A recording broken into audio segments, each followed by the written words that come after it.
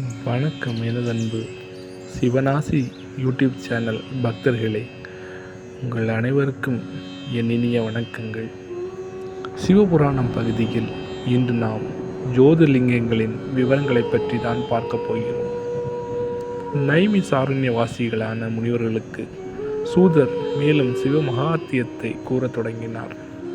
சிவபெருமானின் திவ்ய தரிசனங்களை ஒருவன் கேட்பானாகில் அவன் சகல பாவங்களும் நீங்கி பரிசுத்தனாவான். அவன் மூலம் அவன் வம்சமே விளங்கும். நெற்றியில் விபூதியும் கழுத்தில் ருத்ராட்சமும் கொண்டு சதா சிவநாமங்களை உச்சரிப்பவனை ஒருவன் தரிசனாகில் கங்கை, யமுனை, சரஸ்வதி ஆகிய 3 நதிகளும் சந்திக்கும் திரிவேணி சங்கமத்தில் நீராடிய பலன்கள் கிட்டும். அவனிடத்தில் சிவநாமமே கங்கையாகவும், விபூதியே யமுனையாகவும், ருத்ராட்சமே சரஸ்வதியாகவும் விளங்குவதாக சொல்லப்படுகிறது. 1100 ருத்ராட்சங்களை ஒருவன் தரிப்பானாகில் அவன் ருத்ர ஸ்வரூபியாக விளங்குவான். 550 ருத்ராட்சங்களால் கிரீடம் செய்து அணிபவன் சிவ சாந்தியத்தை அடைவான். உபவீதமாக தரிப்பதினால் 360 ருத்ராட்சங்களை அணிய வேண்டும். முக்திக்கு சிகையில் 3, 2 காதுகளிலும் 5 அல்லது 6, கழுத்தில் 101, புஜத்தில் 11, 2 காதுகளை சுற்றிலும் 11, மணிக்கட்டில் 11, பூநூலில் 3 அணிய வேண்டும் என விதிக்கப்பட்டுள்ளது. ருத்ராட்ச மணிகளை கொண்டு ஒருவன் 100 முறை சிவநாமங்களை ஜெபிப்பானாகில் 1000 முறை ஜெபித்த பலனை அடைவான். ருத்ராட்சங்களிலும் பல வகை இருக்கிறது. ஒரு முகம் உடையது சகல காரிய சித்தியை அளிக்கும். இருமுகம் கொண்டது லக்ஷ்மி கடாசத்தை அளிக்க வல்லது. 3 முகம் உள்ளது நினைத்த காரியத்தை விருத்தி செய்யும். 4 முகங்களை உடையதோ சதுர்வித புருஷார்த்தங்களையும் கொடுக்கக்கூடியதாகும். 5 முகங்களோடு கூடியதோ சகல பாவங்களையும் போக்கிவிடும். ருத்ராட்சங்களில் ஒரு முகமணி கிடைப்பது அரிதாம்.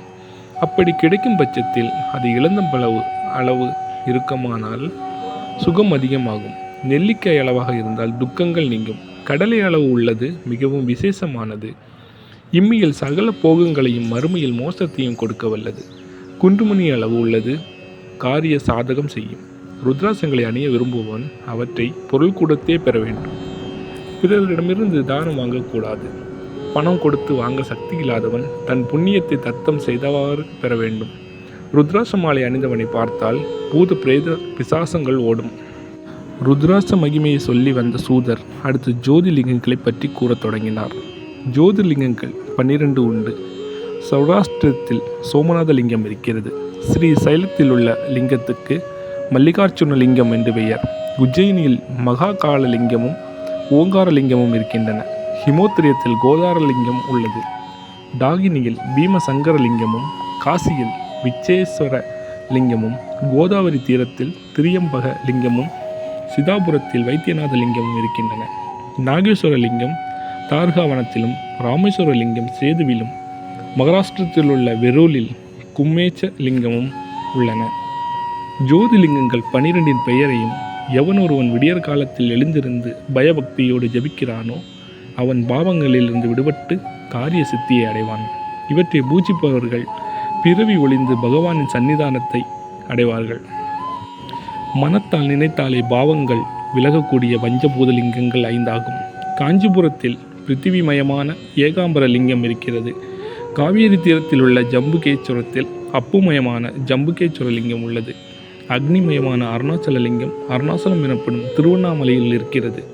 தசின கைலாயம் என்று புகழப்பெற்ற ஸ்வர்ணமூக தீரத்தில் உள்ள திருக்காலத்தில் வாயுமயமான ஸ்ரீ காலத்திலிங்கமும், பூலோக மகா கைலாயம் என்ற புகழ்பெற்ற தில்லையில் ஆகாயமயமான திருமூலலிங்கம் உள்ளது.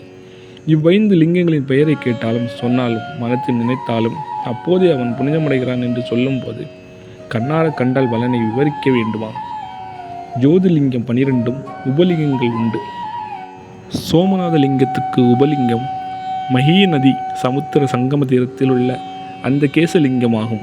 பிருகு பர்வதத்துக்கு சமீபத்தில் உள்ள ருத்ரலிங்கம் மல்லிகார்ஜுன லிங்கத்தின் உபலிங்கமாகும். அதேபோல மகாகால லிங்கத்திற்கு துக்தேச லிங்கமும், ஓங்காரேஸ்வர லிங்கத்திற்கு கர்த்தமேச லிங்கமும் உபலிங்கங்களாக சொல்லப்பட்டுள்ளன. யமுனி தீரத்தில் உள்ள பூதேச லிங்கம் கேதார லிங்கத்துக்கு உபலிங்கமாகும். பீமசங்கர லிங்கத்திற்கு பீமேஸ்வர லிங்கம் விசுவேஸ்வர லிங்கத்திற்கு சரேஸ்வர லிங்கம், திரியம்பக லிங்கத்திற்கு சித்தேஸ்வர லிங்கமும், வைத்தியநாத லிங்கத்திற்கு வைஜாநாதா லிங்கமும், நாகேஸ்வர லிங்கத்திற்கு ஜில்லிகா சரஸ்வதி சங்கமத்தில் இருக்கும் பூதேஸ்வர லிங்கமும், ராமேஸ்வர லிங்கத்திற்கு குப்தேஸ்வர லிங்கமும், குஸ்மேச லிங்கத்திற்கு வியோகேஸ்வர லிங்கமும் உபலிங்கங்களாகும். இவை தவிர இன்னும் சில முக்கிய லிங்கங்கள் உள்ளன. கங்கா தீரத்தில் கிருத்திவாகேச லிங்கம், விருத்த காலகேச லிங்கம், திலபாண்டேஸ்வர லிங்கம், தசாசுமேத லிங்கம் ஆகியவை உள்ளன. கங்காசாகர சங்கமத்தில் சங்கமேஸ்வர லிங்கம், யமுனை தீரத்தில் கோதுமேஸ்வர லிங்கம், பிருந்தாவன சமீபத்தில் நீலேஸ்வர லிங்கம், கல்லகி தீரத்தில் கடுகேச லிங்கம், புஷ்கர நதி தீர்த்தத்தில் பூசேர லிங்கம், பல்கு நதி தீரத்தில் மண்டகேச லிங்கம், கோமதி நதி சங்கமத்தில் சித்தநாதேஸ்வர லிங்கம், பத்தனம் எனப்படும் பாட்னாவில் தூரேச லிங்கம், மிருகேச லிங்கம், ஜெகநாத லிங்கம் ஆகிய லிங்கங்கள் உள்ளன. நர்மதை நதி தீரத்திலும் அநேக லிங்கங்கள் இருக்கின்றன. நர்மதை நதியே சிவரூபமாய் போற்றப்படுவதாகும். அங்குள்ள மலைகளில் அவர்தேச்சர், பத்மேசர், சிம்கேசர், சூமேசர், குமாரேசர், புண்டரீசர், மண்டபேசர், தீசனேசர், துந்தரேசர், சூசலேசர், கும்பதேசர், குபேரேசர், சோமேசர், நீலகண்டேசர், மங்களேசர், நந்திகேசர் ஆகிய லிங்கங்கள் உள்ளன. அவற்றுள் நந்திகேசர் கோடி பிரம்மகத்திகளையும் போக்கடிப்பார் என போற்றப்படுகிறார். நர்மதியில் ஸ்நானம் செய்பவர்கள் சகல பாகவங்களும் நீங்க பெறுவர். நன்றி நண்பர்களே. அடுத்த பாகத்தில் உங்களை சந்திக்கும் வரை